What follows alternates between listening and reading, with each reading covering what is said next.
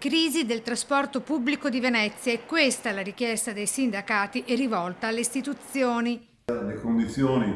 gravi in cui vertono i trasporti a Venezia, sia per le condizioni di trasporto sia per le condizioni di sicurezza e di salute, ha spinto le organizzazioni sindacali a chiedere con lettera aperta un confronto a tutte le istituzioni, governo, regione e comune, e al prefetto di farsi garante di un incontro per risolvere i problemi. In attesa della risposta del prefetto di Venezia, Vittorio Zappalorto, i dati di questa crisi con l'azzeramento del turismo a Venezia raccontano che il lockdown per l'azienda di trasporto pubblico locale ha visto la riduzione di oltre il 70% dei passeggeri trasportati, con il conseguente calo dei ricavi e di corse di vaporetti, con i gravi disagi lungo le isole, a cui si aggiunge la cassa integrazione per molti lavoratori CTV, eppure per gli autoferrotramvieri, altra categoria penalizzata con il blocco della circolazione dei treni. E si pensi all'interesse degli utenti e dei lavoratori,